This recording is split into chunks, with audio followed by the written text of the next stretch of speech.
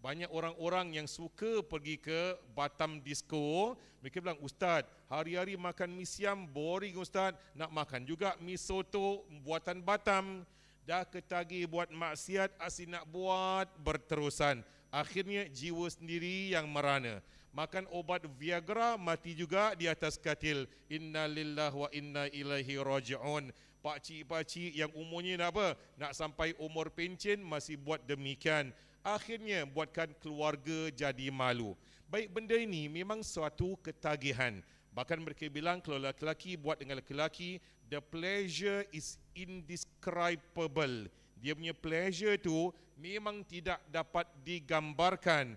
Buat satu kali, nak buat banyak-banyak kali. Akhirnya menjadi ketagihan. Mungkin dia adalah satu orang dah try. Kemudian dia pun sebarkan berita ni. Kau buat memang bagus. In the end, everybody start doing it. Maka akhirnya si wanita suka dengan wanita, laki-laki suka dengan laki-laki. Kita bilang Nabi Lut alaihi salatu wassalam tidak pernah abaikan tugasnya. Siang dan malam panggil mereka ke jalan Allah subhanahu wa ta'ala. Tapi mungkin ini adalah takdir ilahi. Takdir ilahi yang tidak buat berdemikian, hanya sedikit saja ramai yang suka dan cenderung melakukannya. Seolah ia menjadi satu budaya dan epidemik, dibuat dengan secara meluas tanpa segan silu. Yang paling herannya, anda jangan fikir seorang Nabi anak beranak mesti baik-baik. Tidak sedemikian. Isteri Nabi Lut alaihi salatu wassalam yang dikatakan menjadi mamasan. Tahu mamasan tak?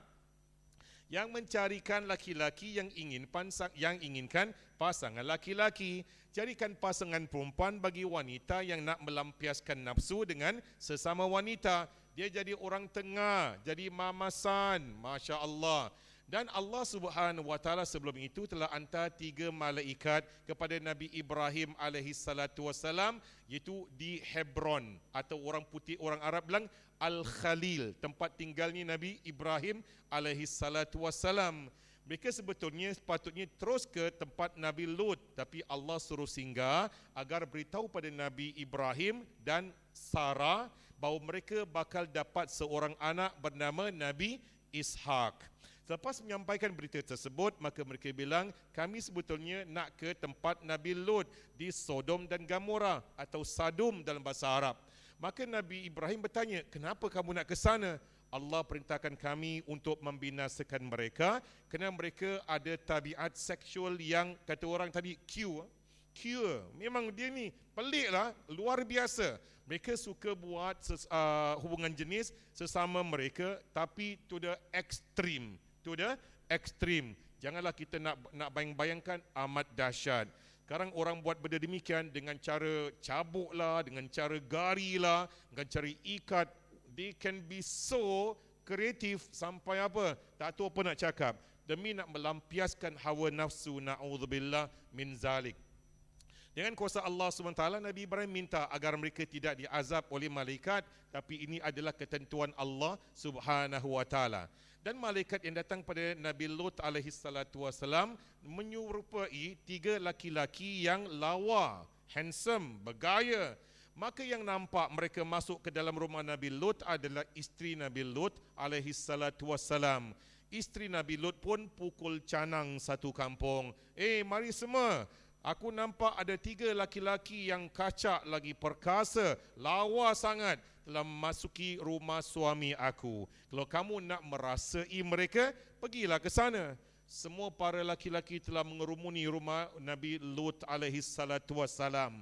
Sampai Nabi Lut rasa embarrassed. Mereka bilang, ya Nabi Lut, keluarkan tetamu-tetamu kamu itu. Kami nak merasai mereka. We want to taste them.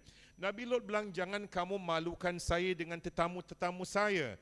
At that time Nabi Lut tidak tahu bahawa 3 tetamu ini adalah sebenarnya malaikat-malaikat Allah Subhanahu wa ta'ala. Akhirnya bila Nabi Lut bilang, kalau kamu ingin melampiaskan nafsu, saya kan ada anak perempuan, kawini mereka dengan cara nikah yang betul.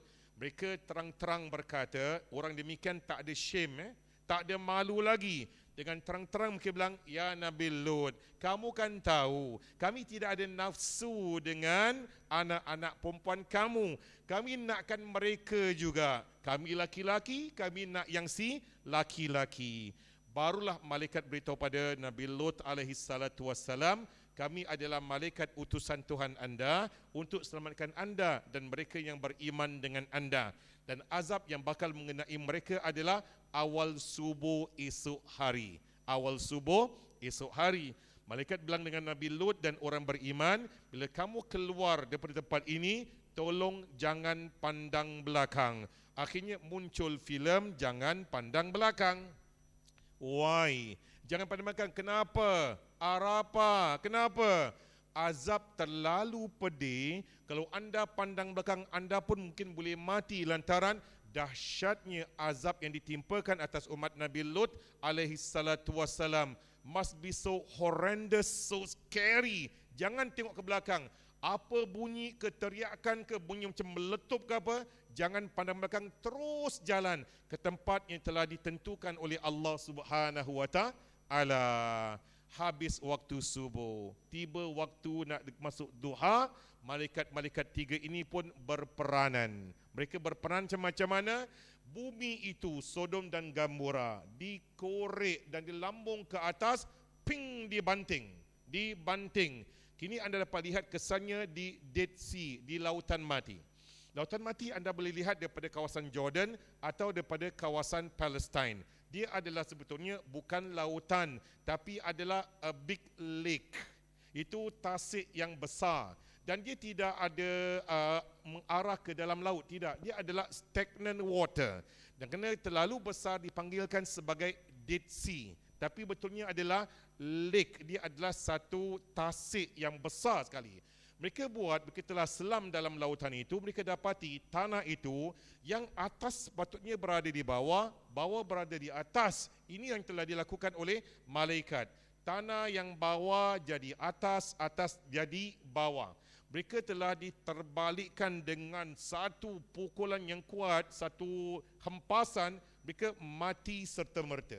Dan Allah Subhanahu wa taala telah timpakan pada mereka burning clay. Itu tanah liat yang panas dan mereka dihujani dengan tanah liat yang membakar itu sampai semua umat Nabi Lut alaihi salatu wasalam semuanya yang derhaka telah mati dan satu pun tidak ada. Kenapa Allah terminated ban kasih habis, exterminated lantaran agar jangan ada pengaruh-pengaruh mereka dan penyakit-penyakit dan pemikiran yang sedemikian menular pada generasi yang akan datang. Semuanya telah dimatikan oleh Allah Subhanahu wa taala.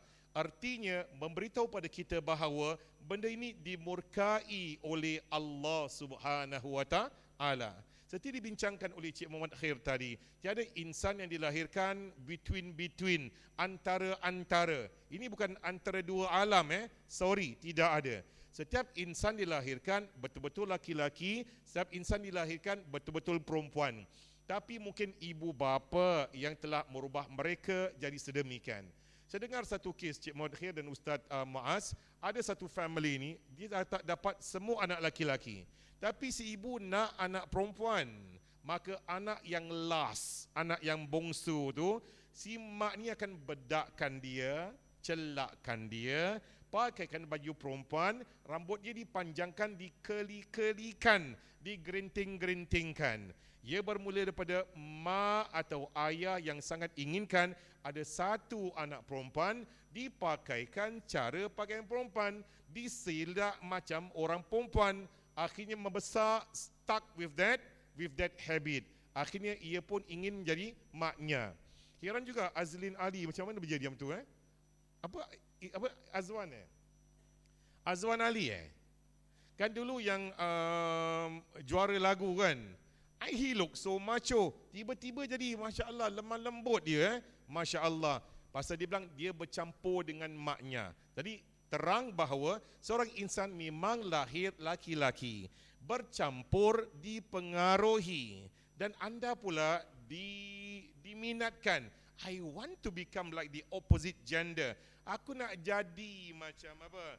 wanita, jangan macam seorang wanita. Pelan-pelan anda mula memakai lipstick, gincu dan sebagainya, and in the end anda jadi orang yang apa? Cross gender. Jadi muslimin dan muslimat yang dirahmati Allah, bila Allah menyebut tentang betapa dahsyatnya umat Nabi Lut dibinasakan oleh Allah Subhanahu wa taala, satu gambaran yang jelas, ia adalah suatu perkara yang dimurkai oleh Allah Subhanahu wa taala sampai Allah membinasakan mereka keseluruhannya. Tapi malang tempat itu sekarang tidak lagi menggetarkan jiwa kita. Macam anda pergi ke kubur sekarang, anda rasa takut tak? Tak takut kan? Bila anda pergi kubur, sepatutnya ia mengingatkan anda tentang kematian, menggeletar jiwa anda. Kalau aku mati macam mana agaknya? Ya? Selfie pula tempat kubur, Ustaz bilang. Selfie tempat kubur, Masya Allah.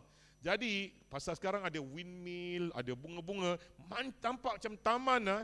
Taman bunga pun kalah, Masya Allah. Demikian juga sekarang kalau orang pergi ke Dead Sea, anda tidak lihat satu benda yang menggerunkan. Kisah umat Nabi Lut dah hilang lantaran banyak mat-sali dengan bikini, mereka terjun-terjun, mereka berenang-berenang, dan tentunya lah Dead Sea adalah the lowest point in the earth. Dia adalah the lowest point, tempat yang paling rendah daripada dalam bumi ini, dan dia punya air adalah 40% lebih tumpat daripada air laut, lebih masin sehingga tidak ada benda yang dapat tumbuh di situ. Dan kalau anda tidak boleh berenang, anda boleh float dan anda tidak akan tenggelam. Anda tidak akan tenggelam. Oleh kerana manusia telah glamourkan tempat itu, maka banyak orang ke sana hanya ambil dia punya mud, dia punya lumpur, dan mereka sapu-sapu pada badan, konon dapat menghilangkan rheumatism dan sebagainya. Sedangkan Nabi Muhammad bilang Allah tidak akan jadikan apa-apa manfaat daripada tempat yang pernah diturunkan azab atas umat-umat sedemikian. Nampak makcik-makcik pakcik pakai suku haji pula tu. Nampak mak saleh pakai bikini, mata terbeliak, Masya Allah. Dan mereka gembira duduk lama-lama di tempat yang diazab oleh Allah Subhanahu wa taala umat Nabi Lut alaihi salatu wassalam. Jadi muslimin dan muslimat yang dirahmati Allah, meskipun kita tak mau bilang pada orang demikian bahawa dia adalah satu kemurkaan yang amat besar, but you have to tell them subtly bahawa anda patut berbangga anda adalah seorang laki-laki. Nabi Muhammad seorang laki-laki. Kalau anda seorang perempuan, berbanggalah anda seorang wanita kerana Khadijah adalah seorang perempuan. Be proud of what you are. You are unique. Dan wanita ada keutamaan di sisi Allah, laki-laki juga ada keutamaan di sisi Allah. Why are you ashamed? Kenapa anda nak jadi sesuatu yang bukan diri anda? To become what you are not. Tapi budaya barat telah masuk pada kita. Mula-mula dia start dengan apa? Pakaian unisex kan? Tahu tak pakaian unisex? Laki-laki boleh pakai, perempuan boleh pakai. Inilah cara mereka masukkan berbagai budaya negatif untuk meruntuhkan agama kita, fahaman kita dan sikap kita pada agama kita. Akhirnya kita jadi bercelaru dan keliru, kita ikut apa yang diajak oleh mereka ke arah itu. Na'udzubillah min dzalik. Jadi muslimin dan muslimat yang dirahmati Allah, demikianlah azab Allah atas umat Nabi Lut alaihi salatu wassalam. Kini jadi buktinya, namanya adalah Lautan Mati atau Dead Sea di kawasan Sodom dan Gomora, tempat di Jordan juga di Palestin. Wallahu a'lam bissawab. Alhamdulillah, terima kasih Ustaz Harun. Satu soalan, Ustaz ada bawa wisata pergi sana ke? Bawa. Setiap tahun insya-Allah Jadi kalau siapa berminat nak Ustaz Harun tunjukkan di mana Dead Sea-nya dan sebagainya, boleh hubungi beliau. Ya? Jangan lupa ajak saya. Baik, jadi alhamdulillah kita telah dengar penjelasan mengenai kisah Nabi Lut alaihissalam, dan dapat kita simpulkan sini jenayah yang mereka lakukan ni kaum Lut. Kaum Lut, jenayah mereka yang salah ni adalah kerana perbuatan homoseksualitinya. Perbuatan zina sesama lelaki ketika itu, dan wanita sesama wanita. Jadi ini jelas di dalam Al-Quran juga terakam salah satu ayat yang saya ingat, bagaimana terucap Nabi Lut alaihissalam sendiri mengatakan kepada, dia berdialog kepada kaumnya. Dia kata innakum lata'tunar rijal syahwatan min dun nisa. Ini jelas, kamu semua ni wahai kaumku lebih salurkan nafsu syahwatmu kepada lelaki selain wanita. Maknanya kamu telah memilih lelaki selain pada wanita. Itu terang-terang sekali jenayah yang mereka lakukan. Disebabkan kesalahan itu mereka disiksa dengan azab yang begitu dahsyat. Begitu dahsyat. bukan sebab-sebab yang lain. Kerana ada juga pandangan-pandangan mengatakan Ustaz bahawa kesalahan mereka bukan homosexuality. Kesalahan mereka itu sebab kecurangan. Kecurangan mereka keluar tak layan isteri, abaikan tanggungjawab sebagai suami, mereka curang. Bukan, itu bukan kesalahan mereka.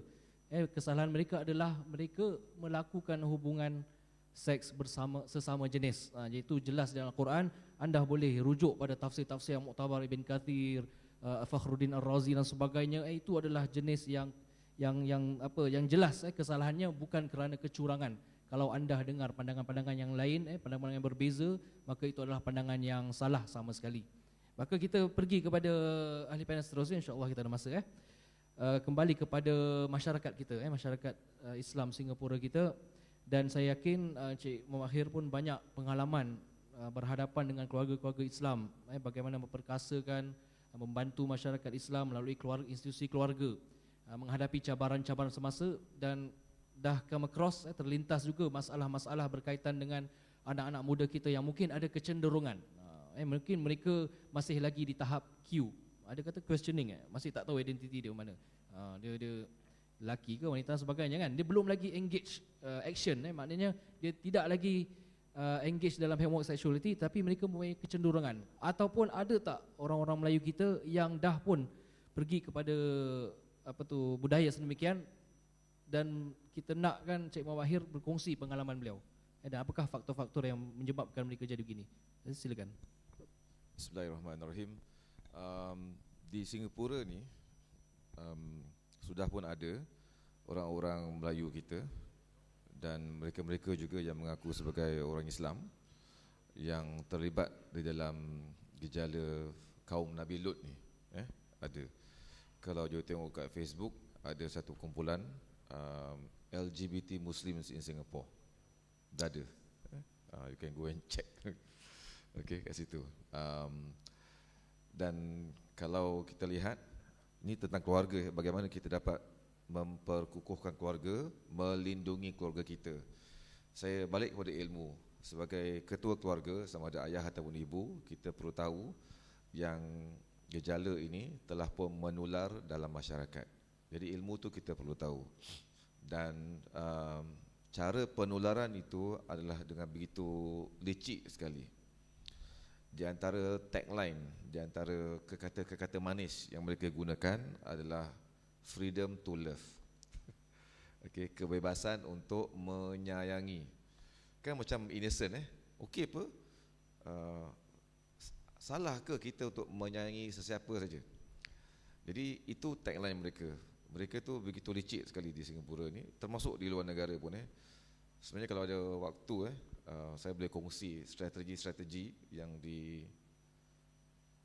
digunakan oleh golongan-golongan tertentu untuk mempengaruhi masyarakat dengan strategi PR, public relations yang begitu baik sekali, sehingga mereka mampu mempengaruhi minda-minda tertentu yang kurang persiapannya. Dan kalau kita lihat di sini, ini merupakan salah satu daripada cara mereka untuk menyebarkan nilai LGBT ataupun nilai kaum Nabi Lut. Secara subtle kita tak perasan tau, melalui game budak-budak Nintendo kat sini. Saya ada lagi benda-benda Dan mungkin kita pernah dengar juga ada acara di Singapura yang kebetulan pada tahun ini jatuh pada 28 Jun 2014, namanya Pink Dot, bertembung dengan satu Ramadan, dan benda ni telah pun dilakukan selama beberapa tahun. Saya lihat untuk beberapa tahun yang lepas ramai penyertaan daripada orang Melayu kita, pakai tudung pink semua siap, complete set. Dan ada juga kumpulan DK Barat lagi. Benda ni bermula pada tahun 2009. Jadi kumpulan DK Barat dan sebagainya. Dan saya selidik sikit, rupanya kumpulan-kumpulan ni ingatkan acara itu acara keluarga. Ini mereka juga ambil keluarga, bertemakan keluarga juga. Jadi sebahagian masyarakat kita ni tak tahu. Jadi perlu tahu. Yang ini platformnya kita terangkan. Benda tu mereka packagekan sebagai hari keluarga. Jadi orang kita dengan hari keluarga okey apa? Datang support lah kan. Kemudian mereka menggunakan kata freedom to love. Itu kebebasan untuk menyayangi. Umumnya sayang, siapa tak sayang orang? Kita pun diminta untuk sayang neighbor kita, kan, hormat dan sebagainya. Jadi memang umum. Tapi kalau kita tengok falsafah di sebaliknya adalah falsafah kaum Nabi Lut. Jadi freedom to love maknanya seseorang tu ada hak, ada kebebasan untuk menyayangi siapa saja. Jadi kalau nak sayang sama lelaki boleh, sama perempuan boleh. Di negara barat, konsep ini telah pun dikembangkan untuk negara-negara tertentu menerima juga mereka-mereka yang menganiayai anak-anak kecil melalui tindakan seks. Pedofil. Orang-orang yang mengadakan hubungan seks dengan anak-anak di Singapura dan banyak negara di dunia ini, kegiatan tersebut salah di sisi undang-undang. Tetapi kerana freedom to love ni dan kerana di negara-negara tertentu sudah pun diterima gaya hidup seperti itu, bukan sebagai satu kesalahan, golongan yang menganiaya anak-anak dengan menggunakan seks juga sekarang menuntut hak.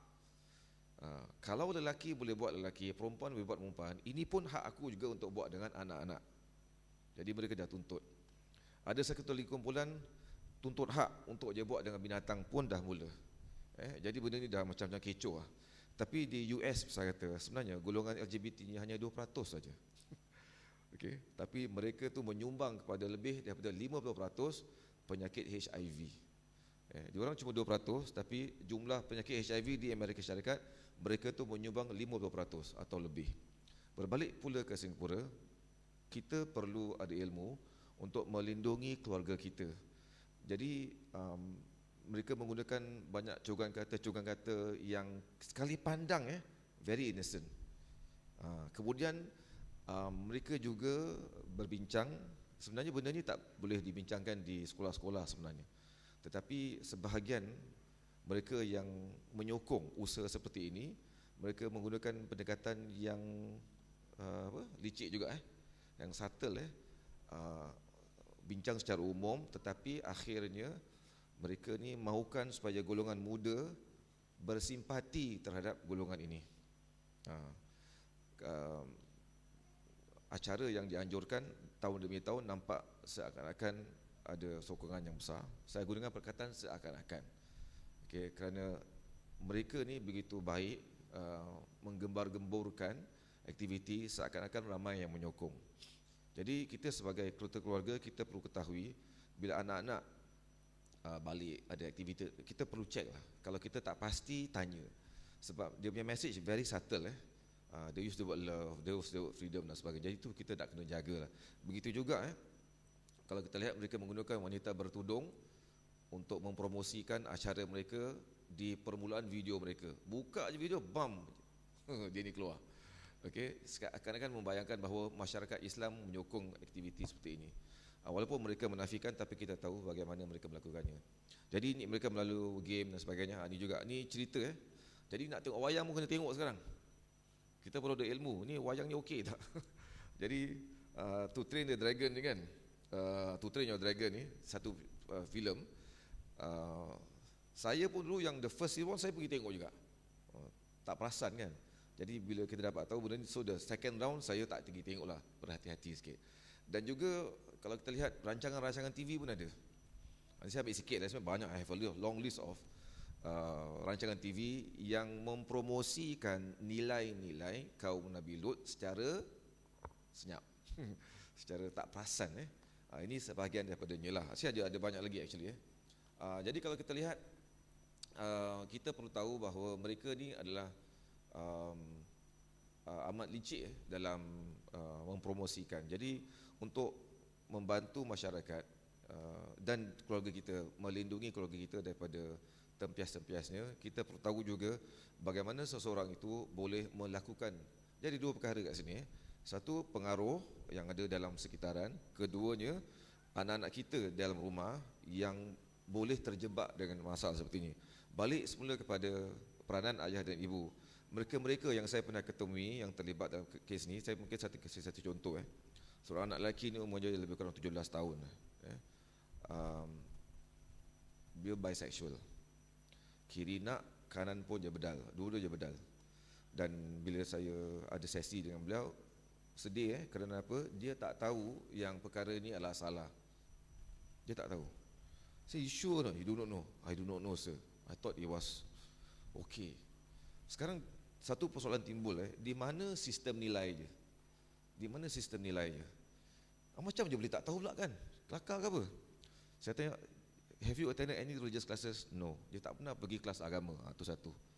Habis your parents how? My parents also never teach me anything. Okay, tak pernah ajar apa-apa. Rupanya bila saya korek-korek lagi, saya dapati bahawa ayah ibu je pun kecoh, rumah tangga pun bobrok dan sebagainya. Ayah boleh bawa perempuan lain kat dalam, mak pun boleh bawa lelaki lain kat dalam. Kecoh rumah tangga basically. Jadi dia sistem nilai je tak ada.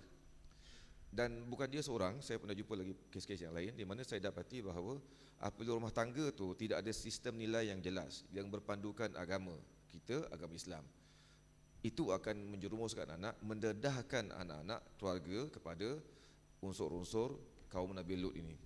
Yang keduanya begini, iaitu tadi Ustaz dah berikan satu contoh bagaimana seorang ibu tu inginkan anak perempuan tapi yang keluar anak lelaki. Saya pun dah jumpa kes seperti itu juga. Itu budak jaga. Kita di rumah, tuan-tuan puan sekalian, dulu kita tengok budak tomboy cute Tomboy itulah bibit-bibit yang kita tanam pada budak tu untuk dia confuse. Okay. Dah jumpa beberapa kali dah. Ada seorang ibu tu jumpa saya, dia kata anak dia umur 21 ke 22 tahun. Tiap hari pakai baju lelaki. Sekali dalam setahun dia pakai baju perempuan, baju kurung. Ini orang Melayu Bila tu hari raya. Hari raya baru pakai baju kurung. Itu pun hari raya pertama je. Lepas tu tukar balik. Saya pun nak episode direct kat kakak tu, kak nak tanya sikit jangan marah. Dulu kakak bila mengandungkan budak ni, niat kakak, harapan kakak nak dapat anak lelaki kan? Oh betul. Jadi bila anak tu lahir, kakak banyak pakaikan dia pakaian perempuan, pakaian lelaki. Betul. Kakak layan dia, bagaikan dia tu anak lelaki. Betul. Jadi salah siapa? Okey, minta maaf bukan saya kata orang perempuan, saya tahulah ada setengah-setengah orang perempuan je kerana pakai baju macam lelaki. Tapi budak ni pakai baju lelaki. Beza tak? Beza. Jadi ini isu tentang gender identity. Dari kecil kita perlu berikan affirmation. Kalau anak perempuan, biarkan dia anak patung, main anak perempuan lah kan. Main anak perempuan. Kalau dia nampak macam cenderung pada kelelakian, kita perlu bentuk, kita perlu bimbing je. Jadi cuma sexual orientation tu menjurus kepada dia sebagai seorang perempuan. Jadi dua satu identiti je sebagai orang perempuan, keduanya orientasi je. Pemikirannya tadi Ustaz dia cakap juga, ada sentuh. Orientasi je ke mana? Okey. Jadi itu kita nak kena bentuk lah. Habis ada orang tanya, habis kalau anak saya lembut-lembut macam mana? Jangan pandang rendah orang lembut tau. Kau tengok BJ Kadir, berapa banyak anak je? Tengok Daud Kilau, berapa banyak anak je? Lembut-lembut tapi power Ustaz. Jangan main-main. Lembut tapi power. Tak tahu pakai tongkat apa Ustaz.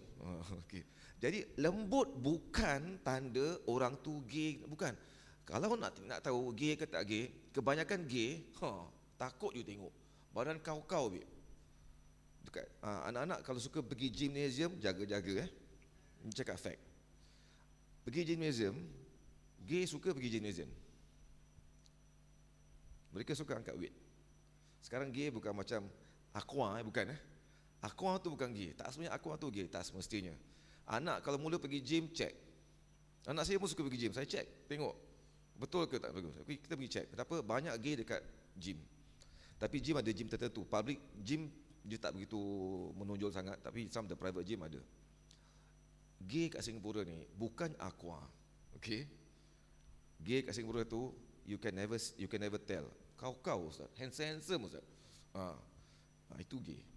Kalau apa dia? Itu pun di antaranya. Bukan gula-gula Hudson bukan.